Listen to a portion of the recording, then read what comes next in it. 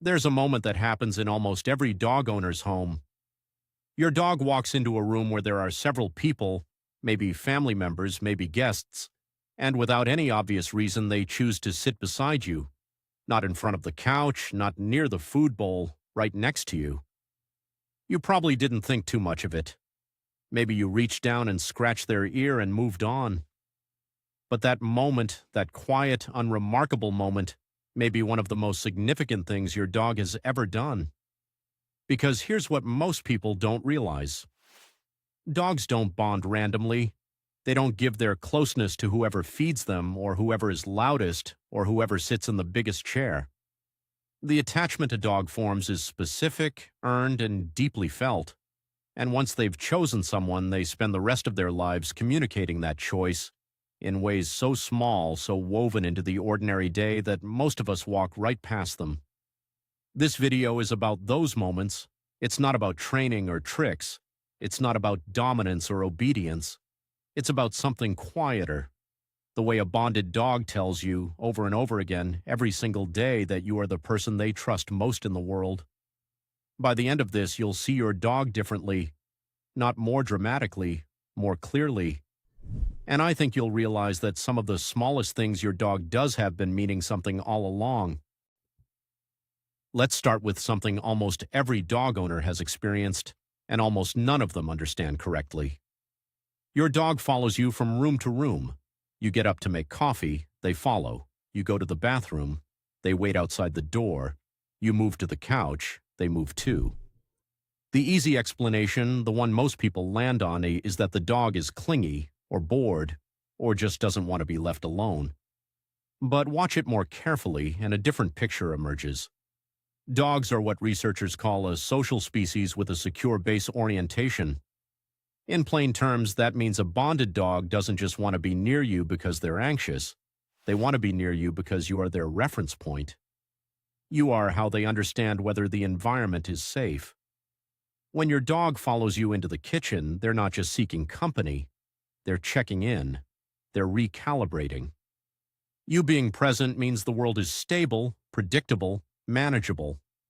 This behavior actually mirrors what child development researchers call secure base behavior, the same thing human infants do with a trusted caregiver. The child ventures out but keeps returning. The dog ventures through the house but keeps orienting back to you. The next time your dog pads into the room behind you for no apparent reason, just to lie down near your feet and watch you do something completely mundane, that's not clinginess. That is a deep, evolutionarily grounded form of trust. They're not sure what you're doing, but they know wherever you are is where they want to be. There's another behavior that tends to get dismissed, and it happens outside, on walks. Your dog looks back at you. You're walking. Something catches their attention, a sound, a scent, another dog down the block, and before they react to it, they turn and look at your face. This is called social referencing, and it's something dogs developed through thousands of years of living alongside humans. A dog that doesn't fully trust their person rarely does this. They react on their own, follow their instincts, act without checking. But a dog that has genuinely attached to their owner will look to that person's face to interpret uncertain situations. They're reading you, your expression, your posture, your energy. It all tells them whether to be curious or cautious, whether to approach or hold back. In studies where researchers exposed dogs to unfamiliar objects, the dogs that were securely attached to their owners consistently looked to their owner's face before deciding how to respond. The ones that weren't bonded didn't bother checking. They either approached or retreated on their own.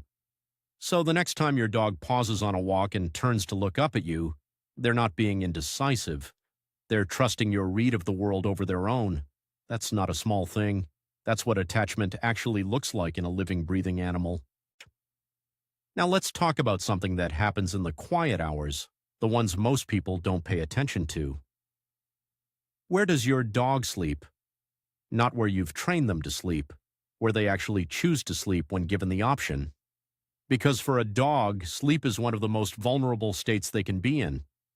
Domesticated or not, the instinct around sleep is ancient.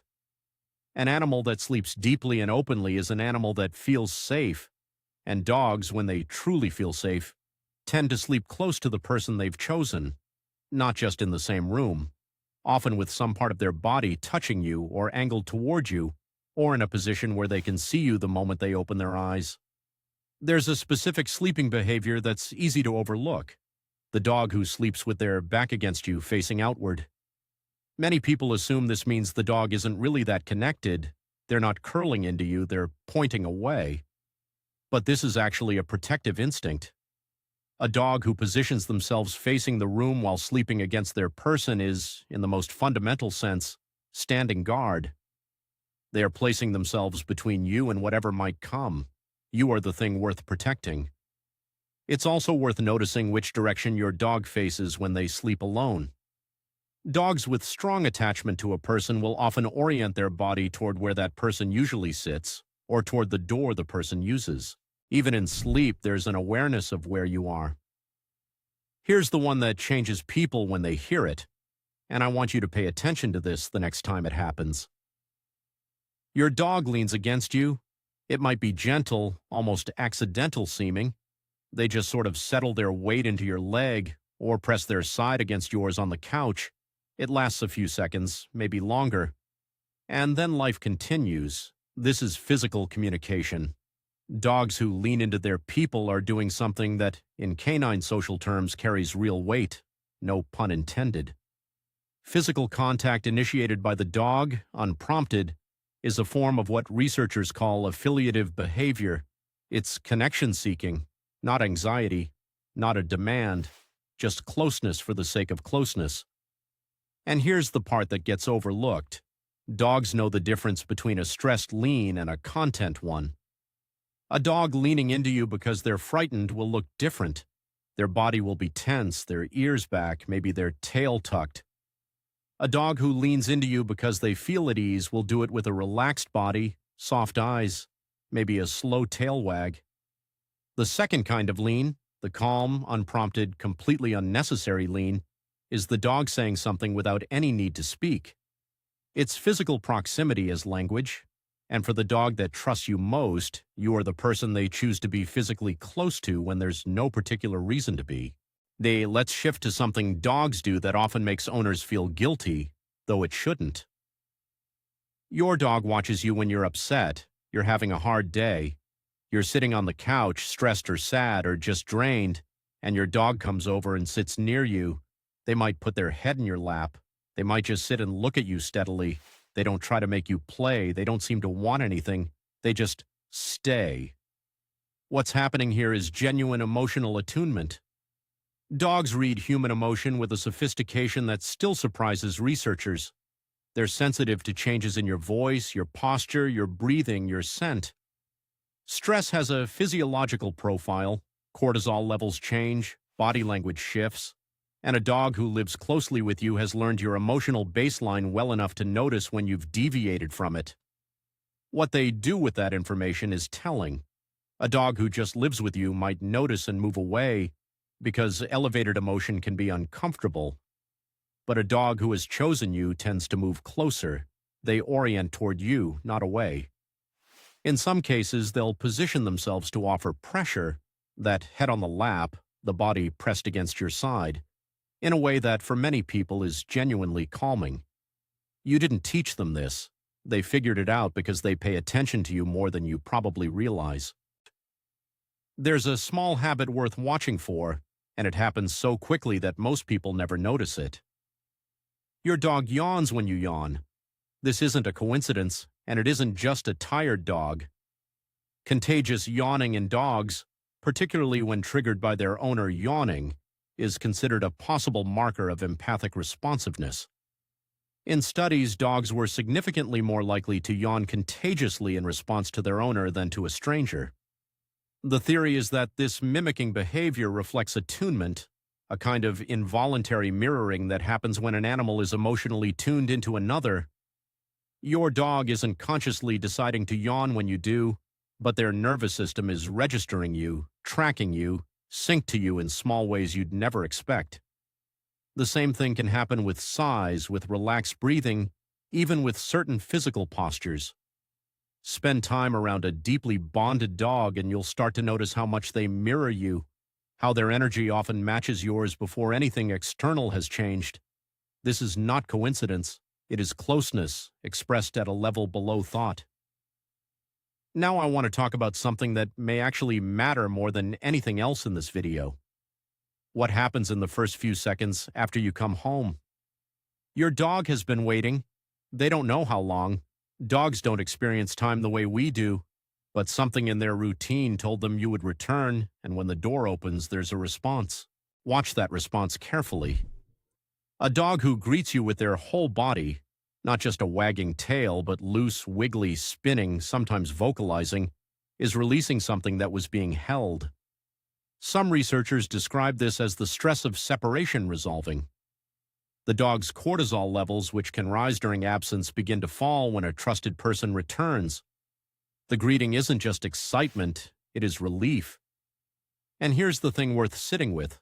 That response happens because your absence was noticed, because your presence matters enough that your return causes a measurable physical change in your dog's body.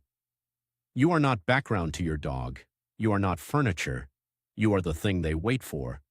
And when you come back, their whole system exhales. Some of these behaviors are things you've seen 100 times, maybe every day. The dog who always positions themselves to watch the front door when you've been gone longer than usual. The dog who brings you a toy not because they want to play, but because it's the only thing they know how to give. The dog who nudges your hand with their nose during a moment of stillness, not to demand attention, but to make contact. These are not random habits. They are a vocabulary. Your dog has been developing this vocabulary for however long you've known each other. Learning your schedule, your moods, your sounds, your scent, your emotional weather.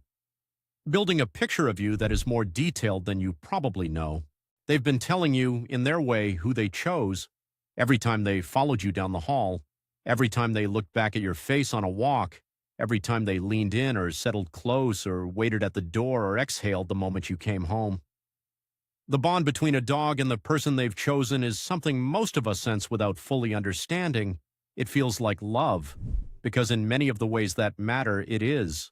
Not love as a concept, but love as action, as orientation, as the specific, repeated daily choice to be near you, to trust you, to track you across rooms and years. You didn't just give your dog a home, you became their world's most reliable point, and they've been telling you that, quietly, constantly, in ways they never needed words to say. If your dog does any of the things in this video, the leaning, the watching, the following, the greeting that looks like relief, tell me in the comments. Tell me which one made you look at them differently. And if you want to keep understanding your dog at this level, the quiet signals, the small behaviors, the things that most owners miss, subscribing to this channel is the best way to do that. There's a lot more worth knowing.